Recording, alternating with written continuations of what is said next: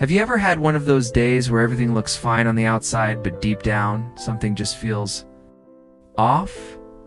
You've eaten, you've answered every message, you've checked off your to-do list, been productive, social, normal. And yet there's this ache, a weight that's hard to name. It's not quite sadness, not exactly boredom, not even physical fatigue. It's something quieter, heavier, like your soul is sighing. And you can't hear it clearly, but you can feel it. Maybe it shows up as restlessness, or as a strange emptiness that lingers, even when you're surrounded by people. Maybe you feel tired in a way sleep can't fix, like your body isn't the only thing running on fumes. This, my friend, isn't weakness. This is the silent cry of your soul. The Stoics didn't treat the soul as some mysterious, untouchable idea. To them, the soul was practical. It was your reasoning mind, your inner compass, your essence. It was the quiet engine behind everything you think, say, and do, and like any living part of you, it needs care. It needs strength. It needs discipline. It needs clarity. But more than anything, it needs purpose. Because without purpose, the soul doesn't die, but it does drift. It wanders. It clings to distractions. It searches for noise, hoping it will drown out the emptiness inside. You don't need another app. You don't need another achievement. You don't even need to escape. What you need is a reason to rise, a reason to endure, a reason to act not because someone told you to, but because you believe it matters. This isn't about religion. This isn't about metaphysics. This is about standing up every morning, no matter how heavy the day feels, and saying, "We'll walk through this with grace." The Stoic path is not a philosophy of retreat. It is not the denial of pain or pressure. It is the nourishment of the soul through resilience. It demands something rare in this age. Mastery, not over others, but over yourself, your emotions, your cravings, your reactions, your thoughts. To live simply, to think deeply, to walk steadily, regardless of what storms are brewing outside. And if you've been feeling lost lately, you're drifting in an ocean of noise and urgency, know this. Your soul doesn't need more stimulation. It needs this. Chapter 1, The Weight of the World and the Lightness of Wisdom. Let's begin where most of us are right now. Overwhelmed, you wake up with good intentions. But by midday, life has already spiraled. One task turns into 10. One small failure triggers old doubts. One message leaves you on edge all day. Life stacks its weight quietly until suddenly, you're crushed under what feels like 1,000 invisible bricks. The modern world was not designed for peace. It was built for pace. Faster, louder, more. We live in a perpetual storm of notifications, comparisons, deadlines, expectations, and we wonder why we can't breathe. In this pressure cooker, the soul doesn't scream. It suffocates silently. It stiffens. It braces for the next impact. And after a while, that becomes normal. Being tense, being tired, being distracted, being on all the time. But it doesn't have to be. The Stoics knew chaos. They lived through war, betrayal, exile, persecution, and yet their words carry a calm so powerful, still echoes centuries later. Marcus Aurelius, emperor of a vast empire, once whispered to himself in the pages of his private journal, "If you are distressed by anything external, the pain is not due to the thing itself, but to your estimate of it, and this you have the power to revoke." The world may be chaotic, but the true battlefield is within your perception, your framing of events, your ability to see what's really happening beneath the noise. The Stoics trained themselves to pause before reacting, to see the whole, not just the part that triggered them. They understood what we often forget. There is always a space, tiny gap, between what happens and what you do next. And inside that gap lies freedom. Not the kind sold in slogans, but the quiet freedom of choice, of inner strength, of refusing to be pulled like a puppet by the world's chaos. This is wisdom, not the collection of facts, not cleverness, not knowing more than others. Wisdom is the transformation of how you see. So where do you begin? You don't begin with action, or urgency, or fixing everything all at once. You begin with awareness. You start by noticing the weight you're carrying. Not with judgment, but with curiosity. What's really pressing on your heart? What emotion keeps circling back at night, long after the world has gone quiet? What thought follows you from room to room like a shadow that won't be shaken? Write it down, name it, not to get rid of it, but to see it. Because when you can see it, you can ask yourself the next powerful question. What part of this is truly mine to influence? So, you've paused. You've dared to ask what truly belongs to you and what never did. Now comes the deeper work. Choosing what to carry, and what to finally let go. Ask yourself gently, what thoughts have I been feeding that now feel like burdens on my back? Have I allowed these weights to grow stronger because I nurtured them unintentionally with resentment, fear, or a misplaced sense of duty? Did I keep clinging to them because letting go felt like surrendering control? If so, what part of this pain, this pressure, this heaviness is truly mine to bear? Well, so often we act like the world depends on us. Like if we stop holding it all together, everything will fall apart. But that's not strength, that's illusion. You do not have to fix everything. And releasing what was never yours to begin with isn't weakness, it's wisdom. You're learning something sacred, to choose your burdens with discernment, with patience, with growing self-trust. This is not about abandoning responsibility. It's about defining it clearly. It's no longer letting guilt or noise decide for you, because the world will constantly hand you weights that were never meant for you to carry. It will offer you drama, urgency, expectations, and ask you to hold them immediately, unquestioningly. But just because something is loud doesn't mean it deserves your attention. You must learn the art of saying no, not from anger, but from clarity. Say no to what drains your soul, and yes to what restores it. It doesn't require a battle, only a decision. You simply have to stop feeding what starves your peace. That's where real strength begins. Not the kind that needs to be seen. Not the kind that performs or dominates. True strength is soft-spoken, quietly rooted, doesn't push, it endures. And when the soul begins to release its illusions, when it stops confusing busyness with value, or chaos with purpose, or noise with importance, something remarkable happens. The soul begins to breathe again. Illusions, though, are tricky. They don't arrive like monsters.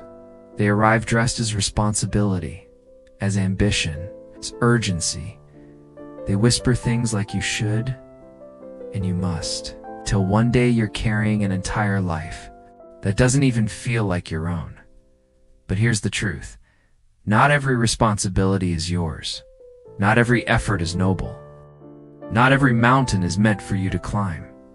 You weren't created to react to everything around you. You were created to anchor, to choose, to respond, not react with presence. The world is not a battlefield to conquer. It's a landscape to navigate with wisdom. And when you release the pressure to fix every flaw, to respond to every voice, to chase every fire, you begin to reclaim something sacred: stillness, simplicity, sanity. These are not luxuries reserved for monks or mystics. They are your birthright, if you dare to choose them. Peace is not passive, it is powerful. It doesn't mean doing nothing. means doing what matters with clarity. Peace is the courage to speak when it counts, to act when it's right, and to rest when it's needed. And peace doesn't fall into your lap. It is cultivated like a garden, bit by bit, thought by thought, breath by breath. You will not arrive at peace by accident. You must shape it deliberately, like a sculptor with a chisel, like a craftsman sharpening steel, with patience, forgiveness, with repetition, and often. The most profound shift doesn't start with doing. It starts with seeing. Not with speeding up, but with stopping. It's long enough to ask yourself, is this really the direction I want to go? Because sometimes wisdom isn't about changing the world. It's about changing how you stand within it. Control is an illusion. Clarity is your ally. Clarity helps you know when to speak and when silence is louder, and to engage in when to walk away. And clarity can only emerge in stillness. When the noise dies down enough for your own wisdom to surface.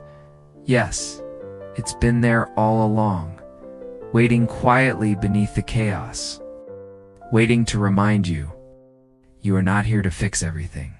Not every fire is yours to extinguish. Not every battle is yours to fight. Some things are meant to fade. Some things teach you more through their ending than their existence. Letting go isn't always a loss. Sometimes it's liberation, and your greatest strength. Maybe not stepping in it all. Sometimes your greatest act of strength, stepping back. Not everything needs your fixing. Not every moment needs your hand on the wheel. When you stop feeding the illusion that you must hold everything together, something softens within you. The soul, no longer under siege, begins to breathe again, and in that breath clarity arrives. You no longer grasp for control at every turn. You stop chasing peace, as if it hides in perfection. Begin to see with wiser, gentler eyes. And what the soul sees is this: you don't have to fix everything to be worthy. You don't have to carry everything to be enough. You don't need to be everything to everyone, everywhere, every moment, to live a meaningful life. In fact, your soul becomes lighter the moment it stops trying to carry what it was never meant. To hold that lightness, it's not irresponsibility. It's not indifference. It's alignment. It's what happens when you return to your deepest truth. When you no longer confuse movement with meaning, or suffering with significance.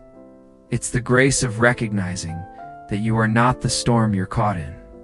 You are the sky behind it, vast, still unshaken, and that lightness, that inner calm that remains even when the winds rise. That's wisdom.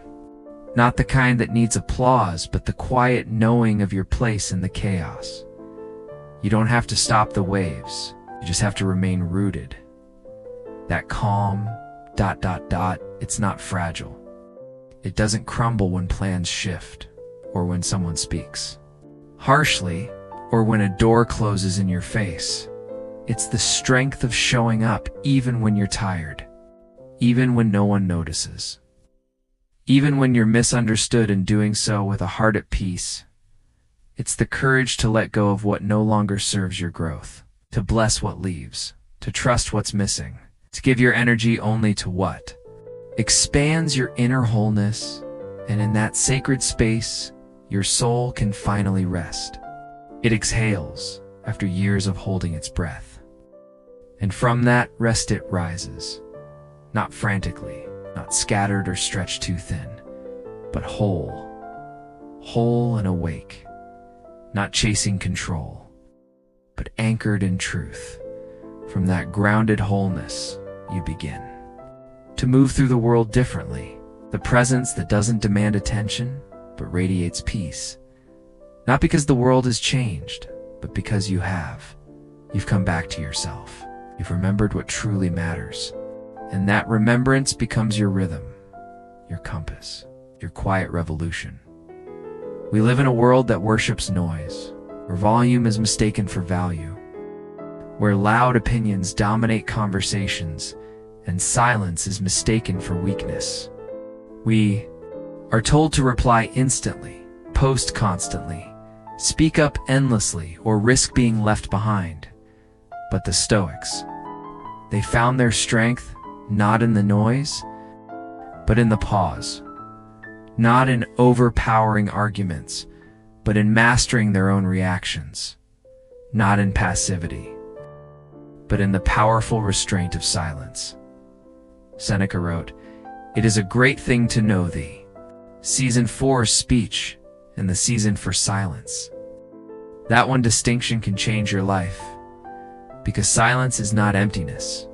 It is sacred space.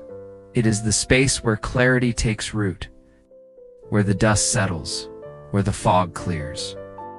In silence, your scattered thoughts begin to settle into rhythm, like silt falling to the bottom of a still lake. What was once murky becomes clear, but a soul that is always reacting, always explaining, defending, forgets how to listen. And without listening, there can be no true understanding.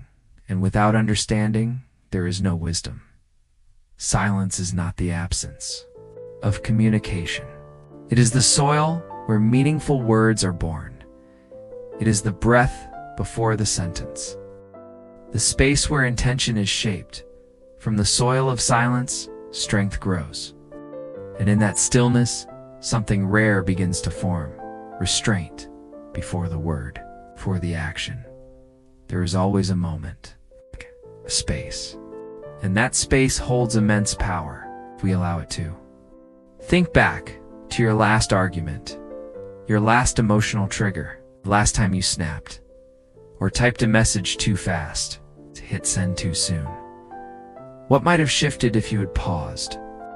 If you had taken one deep breath, if you had let silence speak for you just for a moment, rather than your frustration? What would have been preserved? Maybe your dignity, maybe a precious connection, maybe your peace. Choosing stillness over immediacy doesn't make you cold, it makes you conscious. The Stoics didn't fear emotions, they feared becoming ruled by them. Anger may rise, but you don't have to carry it like a banner. Offense may land, but you don't have to build a home for it in your heart. Silence, true silence, is the threshold between reaction and response. It's the discipline of staying sovereign, choosing when and how you show up, of refusing to be dragged into chaos just because it knocks loudly. Practice silence in the smallest, most ordinary moments. When a stranger is rude, when someone close to you misunderstands your intent, when your ego itches to correct, defend, or impress. Even in those awkward silences, when discomfort wants to push you into saying something, choose to stay with it. Let that moment pass, unfilled. Let it stretch past your habit and then past your pride. Let a hurtful comment dissolve without an echo. Let a pause grow longer than feels comfortable, and then longer still. These are the spaces where your soul is forged, because the world is addicted to noise. And choosing stillness amidst all that urgency, that is rebellion. It's not passive. It's powerful. Not silence from suppression, but silence from centeredness, from self-possession, from clarity. This isn't avoidance, it's mastery in. Motion to be still when everything pushes you to act, that's bold. That's unshakable. And contrary to fear, silence does not diminish truth, it dignifies it. It gives your truth form, focus, and force. It doesn't delay your power, it distills it. It gives weight to your words, shape to your convictions. It teaches your voice to matter because it is no longer impulsive, but intentional, rooted in depth, not in fear, not in insecurity. In that space, silence becomes your secret strength, because your soul grows strongest not in the noise, but in the quiet. Not because it hides, but because it sharpens in solitude, so that when it returns with clarity, with direction, with purpose. Silence becomes your armor, your compass, your mirror, It's not withdrawal. Strategic. Presence. It's a signal to the world and to yourself that you trust your own wisdom. You don't need to rush to explain, defend, or perform. It's the steady force that holds you upright when crowds shout. When emotions surge, when the world spins fast and loud, silence reminds you who you are, beneath the noise, beneath the storm, beneath every voice trying to shape you. In silence, you begin to master your own energy. You learn to hold tension without letting it twist you. You become less like a match struck and gone in a flash, and more like a candle, steady, warm, sacred, sustained. And from that quiet place, you begin to speak. Not to be validated. Not to be loud, but to be honest. You speak from alignment, not from ego. With timing, with clarity, with discernment, no longer as a reflex, but as an offering. You begin to understand. Speaking less doesn't mean saying nothing. It means saying what matters, when it matters. And for reasons that come from the center, not the surface. In a world hungry for reaction, your silence becomes your stand. It is your refusal to be pulled, your quiet resistance to being manipulated or molded. By every shout, every ping, every demand, your silence becomes your power in a world that constantly tries to provoke you. Your silence becomes protection, an invisible armor made of self-trust. Not because you've stopped caring, but because you've learned how to care wisely. When every headline pulls at your attention, when every opinion demands a reaction, when every insult dares you to fight back, you begin to see how precious your energy truly is. And so, you guard it. You no longer let the world fragment you. In a culture drowning in noise, your quiet becomes sacred. Not the silence of absence, but the silence of presence. It becomes a sanctuary. First for you, then for those around you. People start to notice. They see how you move slowly in a world addicted to speed. How you pause while others rush. How you choose your moment, your words, your energy, dash deliberately and through your example. They begin to understand something that many have forgotten, that peace is possible, even here. That wisdom hasn't vanished, it's just grown quieter. That not every question needs an answer, and not every moment deserves a reaction. In your calm, you become a mirror. You remind people without saying a word that power doesn't always shout. Sometimes it listens first, and when it speaks, it transforms. Your stillness plants seeds. Your restraint opens space. Your presence does what words often cannot.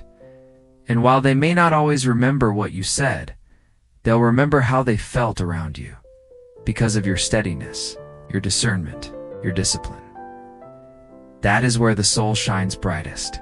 Not in noise, not in applause, but in the quiet strength of someone who knows when to speak and when to simply be still. To the undisciplined, freedom looks like doing whatever you want, whenever you want. But to the stoic, true freedom is doing what is right even when it's inconvenient, even when it's hard, even when you don't feel like it. Freedom is not indulgence, it's integrity in motion. Discipline isn't punishment, it's permission. Permission to become who you say you want to be. It is how you break free from the prison of fleeting impulses and instead build a life aligned with your deepest values.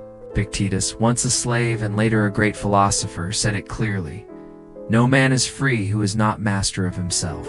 Those words still cut through the noise of our age because they speak to the very heart of why so many feel lost. This isn't about rigid control. It's not about denying your feelings. It's about choosing action in spite of them. It's about living not by whim, but by principle. Discipline, at its essence, is a relationship with your future self. It's the way you say, "I believe in who I'm becoming," Think about the small acts. Waking up when your body wants to stay in bed, choosing silence when a sharp reply would feel good, starting a meaningful task instead of reaching for distraction. That's where discipline lives, in the quiet. Ordinary spaces. It's not about dramatic gestures or heroic willpower. It's about choosing growth over gratification, again and again. It's in that micro moment when you breathe before reacting, when you walk away instead of escalating.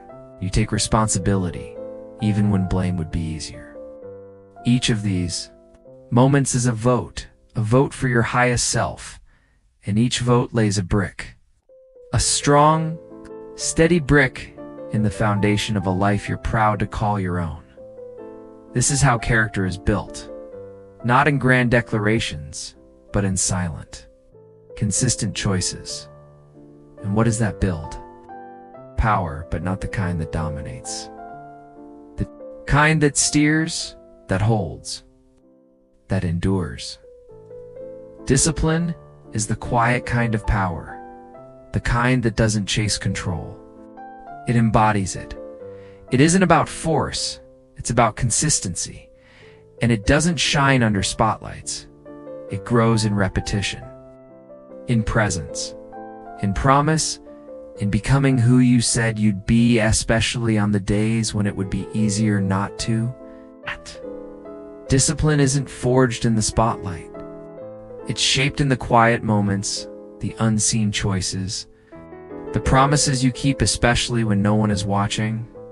It shows up in the decisions that seem small but matter greatly. It lives in the rituals you repeat, the commitments you uphold. Long after motivation has faded, that's where real transformation begins, not in the bursts of inspiration, but in the steady breath of devotion. You show up again and again, not for recognition, but because that's who you're becoming. These hidden efforts, they are the scaffolding of greatness, the invisible frame holding together the structure of your character. Each act of follow-through, each moment of choice, it's the carving of virtue, one day at a time. A disciplined soul doesn't flinch when discomfort arrives. It doesn't retreat. It nods, calmly because it understands. Struggle is the whetstone that sharpens strength. It leans in, not out. It doesn't wait for perfect conditions to appear. It creates motion in the midst of imperfection. It adapts. It acts. It moves forward, regardless. Discomfort isn't the enemy. It's the training ground. It's the raw evidence that you are growing, expanding beyond what's easy, stepping into the space where mastery begins. You won't always feel clear. You won't always feel driven. But you will always have the power to choose your next step. And if you fall, you rise. If you slip, you learn. That is discipline, not perfection, not performance, but persistence. It is grace with grit. It is quiet. Steadiness, repeated over time. And that consistency, humble as it may seem, becomes your most loyal ally. It gives form to your progress, and texture to your integrity. Freedom isn't the absence of structure. It's the presence of inner order. It's knowing your why. It's honoring it teshly when it's hard. It's the calm that comes from living by principle, rather than being pulled by impulse. It's the peace of a life that reflects what you believe. It's the grounded knowing of where you stand, even when everything else feels uncertain, even when no one sees, even when no one claps. Discipline is your quiet loyalty to the self you are still building. Your soul needs that. It needs a rhythm, a rule, foundation that holds when everything else shakes. A set of internal laws, stronger than the chaos outside. A compass that does not swing with convenience or crowd. Discipline is not a cage. It is a key. It unlocks consistency. It creates peace. It shapes strength. And it gives you something few ever experience.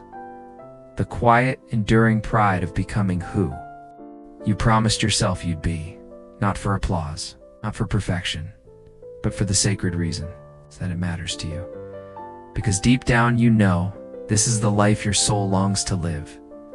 Discipline gives you direction, but purpose gives you your anchor. The Stoics believed that without purpose, the soul begins to wither.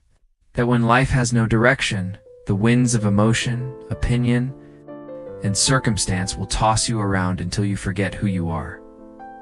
But when you are rooted in purpose, you become like a ship with a strong rudder, able to navigate both storms and stillness without losing your course.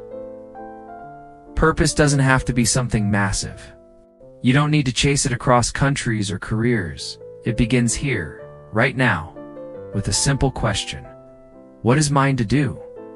What matters so much to you that you'd endure discomfort for it? That you'd trade short-term ease for long-term? Meaning, Marcus Aurelius once wrote, "Waste no more time arguing about what a good man should be. Be one." That is the essence of purpose. It's not about speculation. It's not a concept. It's a commitment. Purpose is action in alignment with your truth. Because a life without purpose, no matter how busy, will always feel hollow. But a life built on purpose, even if quiet, even if simple, will echo with meaning. You can be busy and still be empty. Or you can live with clarity and bring weight and worth to everything you touch. To cultivate purpose, you must look inward. Not just once, but often. You must turn away from the noise of comparison and listen to what truly calls you from within. When you begin to listen inward, turning down the noise of comparison, you return to something ancient, quiet and true, the voice within. This is where purpose begins to take root. Not in expectation, but in alignment. Ask yourself gently, what do you truly value? What do you believe is worth building, protecting, or standing for, no matter the cost? What would you willingly suffer for and feel no resentment afterward? What effort feels like honor, not obligation? What gives meaning to your action, even when there's no applause, no audience, no certainty of outcome, especially on the days when you're drained, overlooked, or unsure what still feels worth it? These answers don't need to impress anyone. They don't have to sound profound. They only need to be true to you, because that truth becomes your ground. And when the world shakes, that truth becomes your root. Purpose isn't a single destination. It's not a title you earn, a milestone you reach, or a reward you wait for. It is a quiet flame always burning deep inside. Not loud but steady. Not fixed but enduring. It doesn't live in your resume. It lives in your why. In the direction behind your energy, the intention beneath your choices, the consistency in your steps. Purpose doesn't demand perfection. It asks for presence. It evolves with you. It shifts shape as you enter different seasons of life. But its warmth remains. When the world feels cold, purpose warms you. When confusion clouds your path, purpose becomes your lantern. When the noise is deafening, purpose whispers. When motivation fades, purpose stays. It holds you upright when everything else urges you to quit. It breathes life into your efforts when your body is tired and your mind uncertain. Purpose is what gives your action weight, your thoughts depth, and your struggle nobility. Without it, every task feels heavy. With it, every step feels sacred. Your soul doesn't need a perfect plan. It needs a reason. A why. A reason that grounds you deeper than comfort, louder than applause, stronger than convenience. It's that reason that steadies you when life trembles. That reason that makes you rise when it's easier to stay still. It's that reason that turns the mundane into meaningful and transforms pain into purpose. Purpose is what gives shape to sacrifice. It redefines failure as education. It reimagines discomfort as refinement. When you live from that reason, hardship stops being something to fear.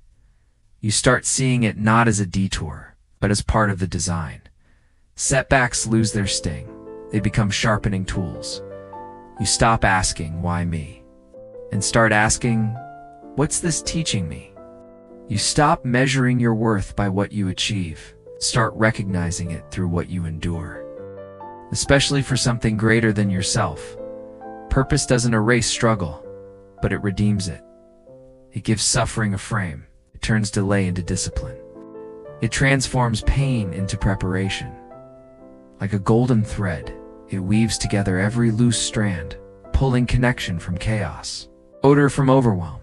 It reminds you, yes, growth is costly. What it builds is worth far more than what it takes, because when you lose sight of your purpose, everything else begins to slip. Your days feel heavier. Your challenges feel personal. Your routines lose shape. Even your joy feels forced, disconnected. Like you're going through the motions, but missing the meaning.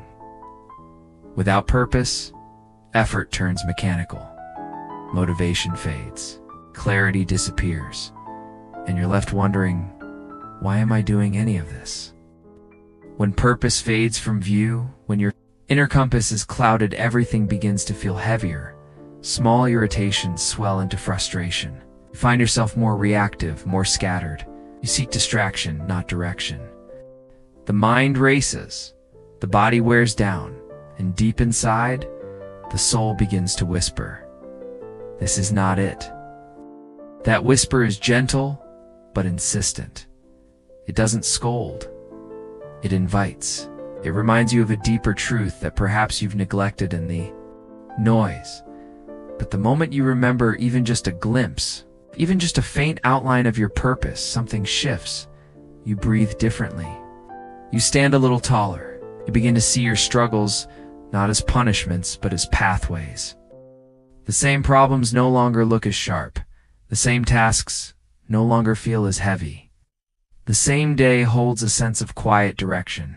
That faint thread of purpose pulls you back into alignment.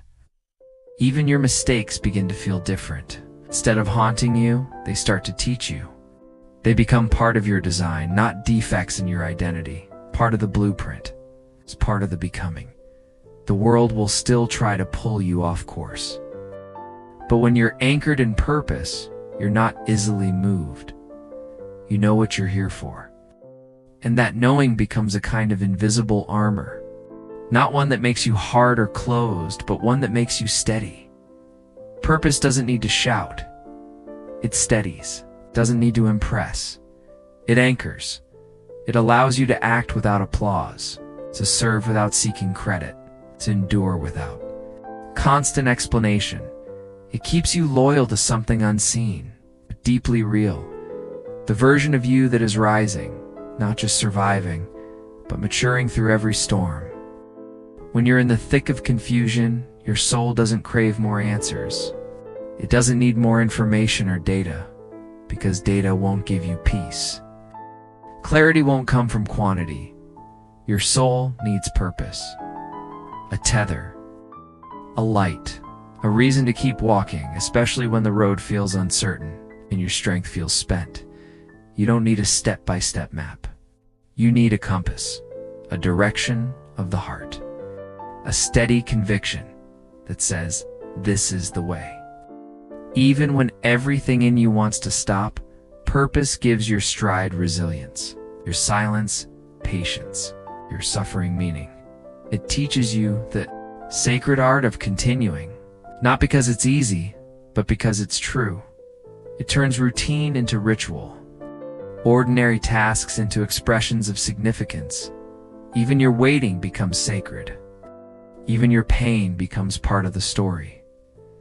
Purpose turns.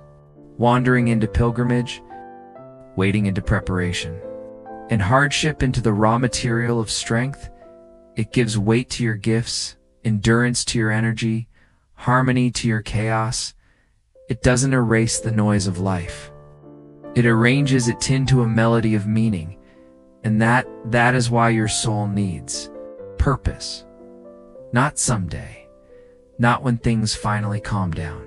Not when you feel more ready right now, because this is the moment. Now, more than ever, the world needs your light, your steadiness, your purpose-infused presence. Inside you, there's a fire. The Stoics called it the inner citadel, a sanctuary that no insult can ruin, no event can collapse, no chaos can corrupt. It is the unshakable core of who you are. The place that remains when everything else is stripped away. It's where your courage lives, where your endurance finds shelter, where your integrity takes root. This fire does not scream, it radiates. It does not demand attention, it commands respect through quiet strength. When the winds of life howl, when the ground beneath you quakes, it is this fire that refuses to go out. The fire within is quelled, must be tended not by praise, but by presence. Because once you stop chasing validation from the crowd, you start discovering something far more enduring, inner clarity. The Stoics knew this well. They understood that applause may echo for a moment, but it fades. And if your strength depends on it, your soul fades too. The soul becomes brittle when it feeds only on external success. It forgets how to stand tall in silence, how to feel proud without applause, how to remain steady without being noticed, and slowly it loses its compass. But when your fire is lit from within, not for show, not for praise, it becomes a sanctuary. A hidden space the world cannot reach, where your values hold and your purpose stays rooted, even when the world pulls at you from every angle. To cultivate that inner fire, you must choose the difficult path, not to prove anything, but to grow.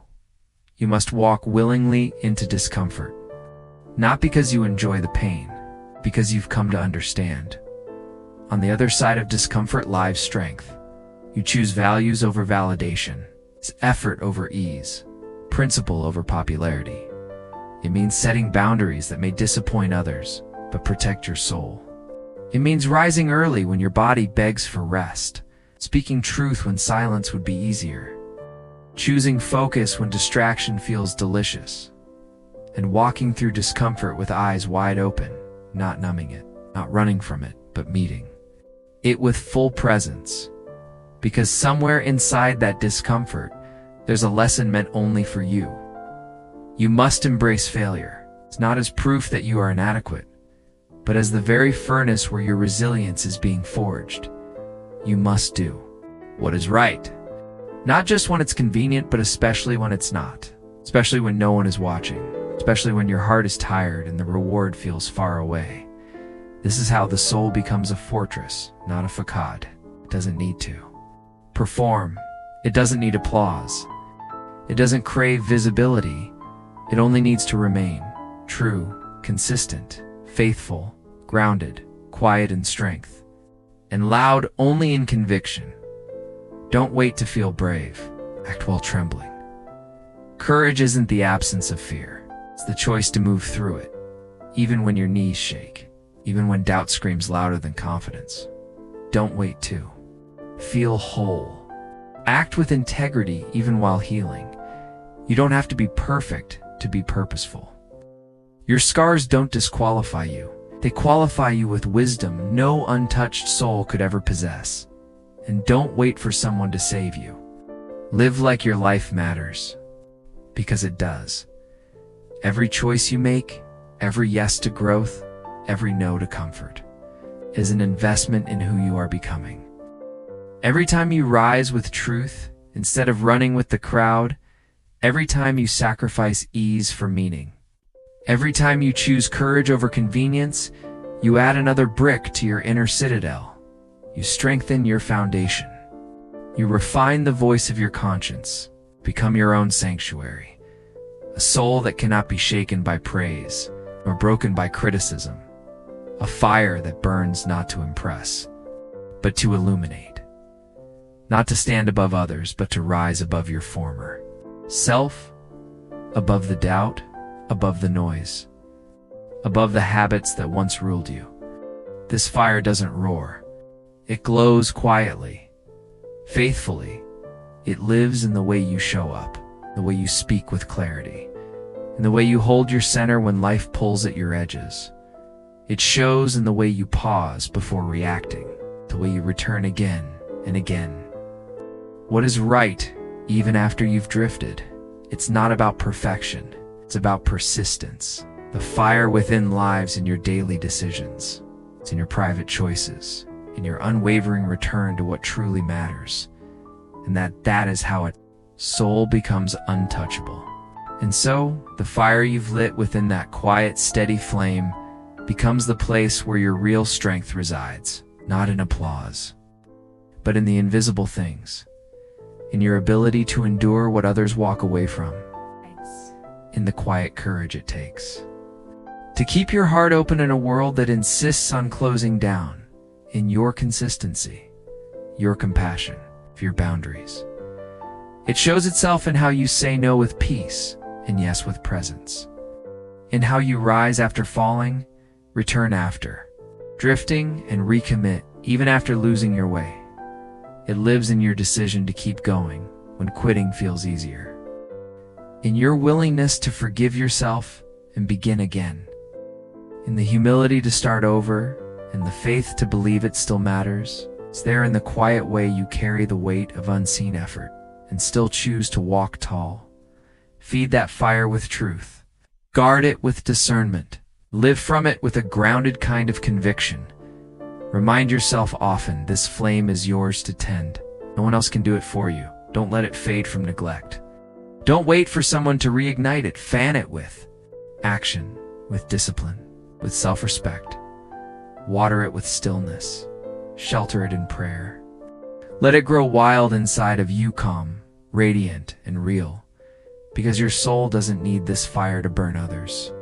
It needs it to light the way forward. This is your source, your compass, your silent strength. It's the warmth you'll need when the world turns cold, the clarity you'll crave when the road disappears, the power you'll draw on when everything else falls apart. And when the world grows dark, this fire will guide you home. It will whisper, remember who you are. It will show you who you can still become. It will hold the truth steady when your mind is tired and your heart is afraid. And it will never ever stop burning as long as you choose to feed it. This fire is not something handed to you. It is something forged, guarded, not something found, but something formed through effort and return. Tend to it like your life depends on it, because it does. It always has. Chapter 6. The discipline of joy to the Stoic. Joy is not a fleeting feeling that comes and goes depending on outcomes or ease. Joy is a discipline, a state of deliberate soul alignment, conscious turning toward gratitude, presence, and meaning. While the world markets joy as a prize, a thing to chase, reward for perfection, the Stoic knows this. Joy is not a destination. It is the byproduct of a well-lived life. To feel joy is not to pretend life isn't difficult. It is to see it clearly and still choose reverence. Marcus Aurelius endured betrayal, illness, and war. Yet he still wrote of joy as something sacred, internal, and enduring. He said, the happiness of your life depends upon the quality of your thoughts. And like action, your thoughts can be trained. We practice joy not by waiting for perfect moments, but by paying attention to the warmth of sunlight, the sound of laughter, the strength in our breath, the steadiness in our stance. The undisciplined mind rushes past these things, always reaching, always hungry for more. But the Stoic learns to pause, to notice, to honor joy as a practice, not a prize. So yes, joy is a practice, a discipline. It begins in the pause. The trained mind learns to pause, to notice, to honor. Because that pause, that quiet, intentional breath between moments is where joy begins to live. But joy, as sacred as it is, also requires space. It needs boundaries. You cannot live knee-deep in noise, conflict, and chaos, and still expect your spirit to sing. If you want to protect your joy, you must protect your peace with the same fierce loyalty you'd use to guard your values. Be mindful of your inputs. Curate your environment like a sacred temple. Limit the voices that stir anxiety or stir comparison. Say no to what drains. Turn gently toward what replenishes. Read deeply. Move your body. Pray. Meditate. Journal. Let stillness speak louder than the static of culture. Let quiet become your teacher. If joy has a gatekeeper, it is gratitude. Not a passive kind, but an active, persistent, practiced kind of gratitude. Write it. Speak it. Hold it, even in the dark, especially in the dark. Hold it like a flame you refuse to let go out. When life grows bleak and colorless, joy still whispers, even now I will notice what is good. Even in winter, I will find the seed of spring. Because joy doesn't require the day to be perfect, only that the moment be honored. There's always something worth noticing, something worth being present for, something sacred, even in the struggle. Joy isn't the absence of hardship, it's the presence of perspective. The disciplined soul doesn't chase joy as an escape, seeks it out as evidence. Evidence that life still holds meaning even when plans fall apart. That light still reaches through even when clouds linger overhead. That the soul is still awake, still reaching, still open to the good. Joy is not a naive smile. It's not forced positivity. It's not denial. It is quiet resistance to cynicism. It's tender, unshakable defiance in the face of despair. It's the ability to smile not because everything is right, but because something still is. It's giving thanks even before the storm has passed. It's breathing deeply in the middle of the chaos. Joy isn't blind. It sees everything, the pain, the tension, the uncertainty, and still it chooses reverence. It chooses to see the sacred in the ordinary. A sunrise, a shared glance, a deep breath, a moment of progress.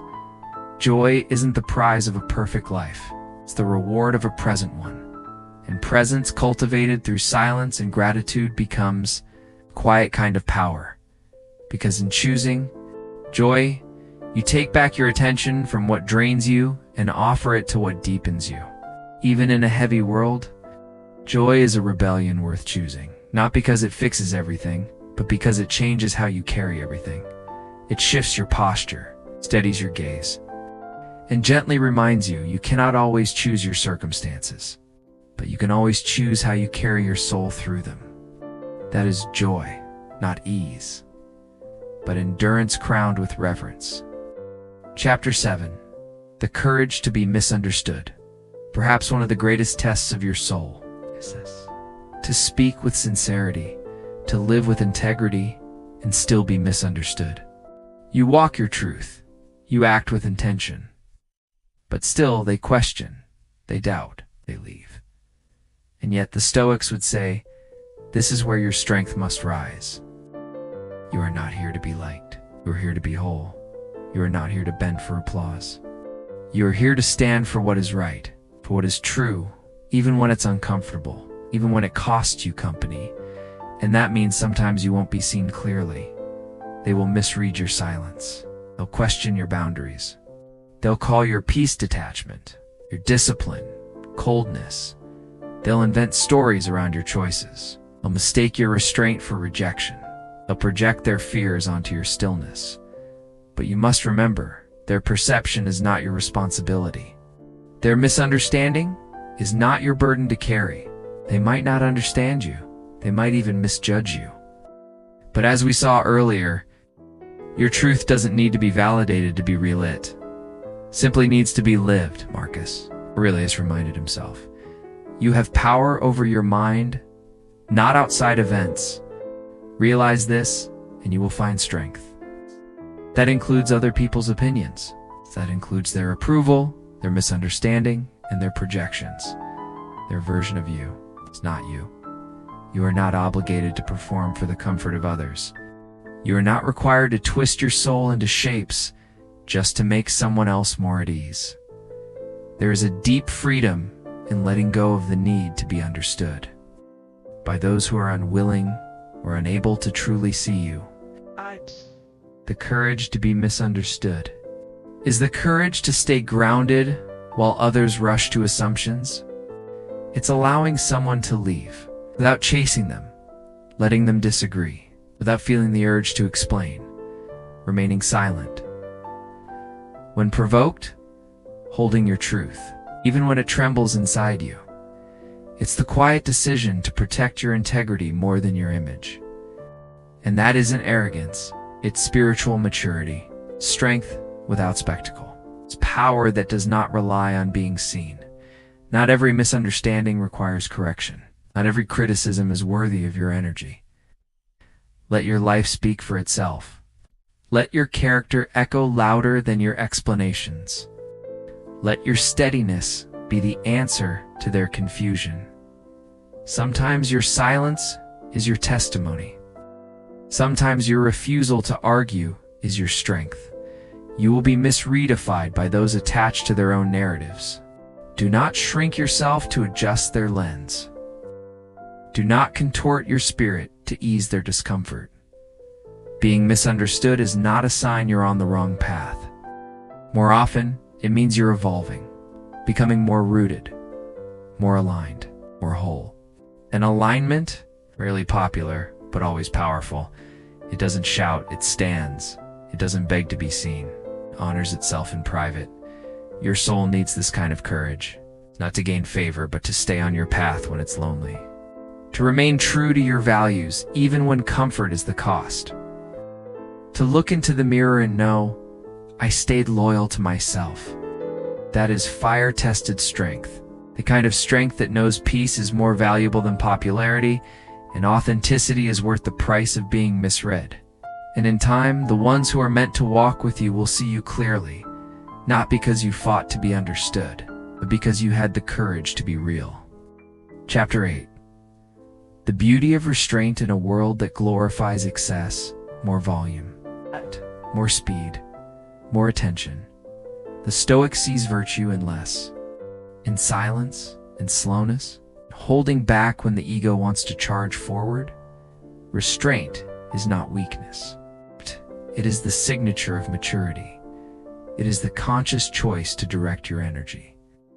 Rather than waste it, the Stoics taught that every emotion, every impulse, every reaction is a chance to practice mastery. Epictetus once said, "No man is free who is not master of himself." Restraint is that mastery in motion. In a world that constantly urges you to react, respond. And prove restraint is a quiet rebellion. As we saw before, true power lies in mastering yourself. And from that mastery comes something deeper, deliberateness. A life no longer ruled by impulse, but directed by intention. Restraint also means honoring your limits. You are not required to be everywhere. You do not have to respond to everything. You are not obligated to explain yourself over and over again. Let your silence teach. Let your presence say what words cannot. The soul that embraces restraint grows strong in stillness, becomes steady not because it's hardened, but because it's deeply anchored. It's not easily provoked. It does not seek attention. No longer needs applause. And that kind of soul, quiet, composed, centered, becomes immovable. Not rigid, but refined. Not loud, but luminous. Your soul needs this kind of restraint not to suppress your strength, but to sharpen it. Restraint is how raw power becomes wisdom, how confidence transforms into humility, and how truth speaks loudest, ... even when no words are spoken. Chapter 9. The sacredness of simplicity. The Stoics never idolized ease. They didn't chase comfort for comfort's sake. What they revered was endurance. The ability to remain steady through chaos, to continue moving forward gracefully when others give up, to carry the unseen weight with dignity and without complaint. Endurance isn't the absence of struggle, it's the conscious decision to keep going even when the struggle remains. Seneca once wrote, "Difficulties strengthen the mind as labor does the body. Pain, loss, failure, these are not enemies of the soul. They are instruments that shape it." The Stoic does not flinch. In hardship, stand not because it's easy, but because it's right. Because every time you endure, your soul gains weight. It becomes more real, more rooted, more resilient. Endurance is not glamorous. It rarely gets applause. It is forged in the quiet hours, in the small, unnoticed choices, in the private battles no one else sees. It's the moment you show up to. Life even, when you feel invisible. It's rising when there's no spotlight, no audience, no applause. Just a quiet voice inside that says, keep going. It's choosing to continue when the path is unclear. It's take one more step when there's no guarantee of reward. It's no evidence that what you're doing even matters. It's waking up when your heart feels heavy and still taking that first step towards something better. Endurance is the art of daily faithfulness to your values, to your healing, to your purpose. Even when progress feels unbearably slow, it's showing up without fanfare. It's loving yourself enough to stay committed when no one's cheering. To endure is not to give up. It is not resignation. It is calm resistance. It is walking through fire without losing your shape. It is learning to carry weight without collapsing beneath it. Endurance doesn't mean being untouched. It means being unbroken. It is the strength to absorb life's blows, still move forward with clarity. It's knowing that life may bruise your body, test your heart, challenge your patience, but it can't take your will. Even in exhaustion, even in confusion, you rise. You take the next right step. You stay loyal to what matters. You act not because you feel powerful, but because you refuse to surrender.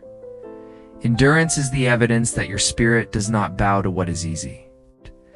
It is the grace to stay steady when the ground shakes.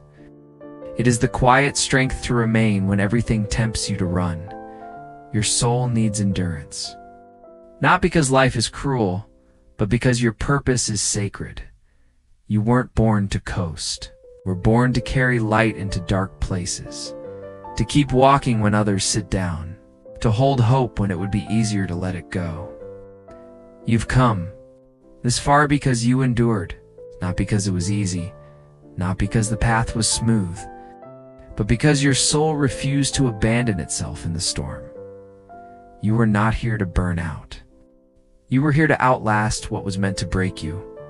You were here to grow slowly, patiently through the quiet fire, to deepen through difficulty, to root yourself in something greater than pain. Yes, the road is long.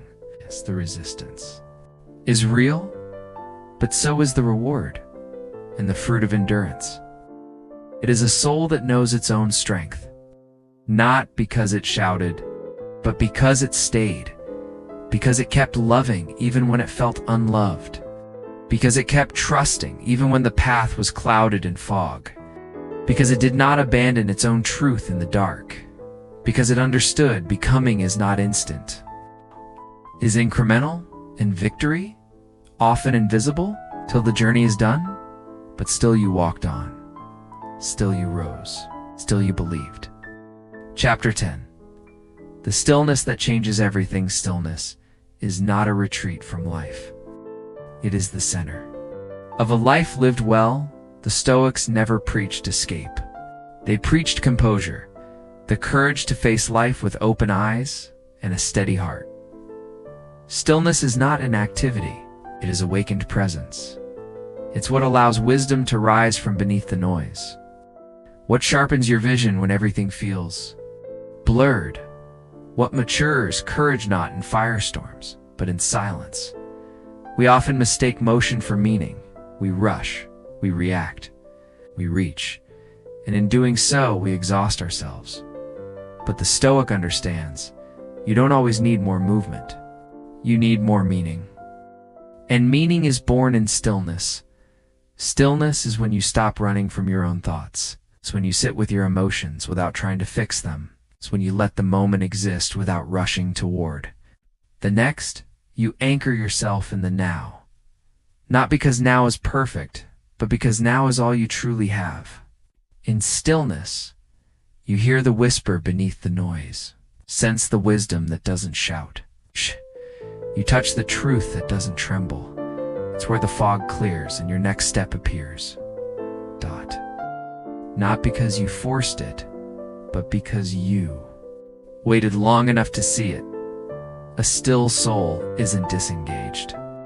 It is deeply engaged with clarity, with courage, with conviction. Stillness doesn't make you passive. It makes you precise. It teaches you when to attend, when to release, when to speak, and when to stay quiet, when to move and when to wait. Stillness is not the reward at the end. It is the rhythm from which everything else flows. It is the quiet center that remains, no matter how loud the world becomes, no matter how chaotic life gets. And when you live from that stillness, everything changes. You stop reacting. You begin responding. You stop grasping. You begin giving. You stop proving. You begin being. This is what your soul has needed. All along? Not someday. Not in the next chapter, but now. Stillness, purpose, courage, restraint, simplicity, joy not as destinations, but as disciplines. Not as achievements, but as a way of being. Because in the end, the soul is not saved by what it accumulates, but by how it lives. Thank you for walking this journey with us. If this message touched something in you, if it reminded you of who you are beneath the noise, then let this be your anchor. Subscribe to Stoic Havenway for more reflections, more stillness, more soul. We're building a space for those who seek depth in a noisy world, for those who choose truth over trend, clarity over chaos, and inner fire over outward approval. You are not alone. You are becoming, and we're honored to walk with you. See you in the next video.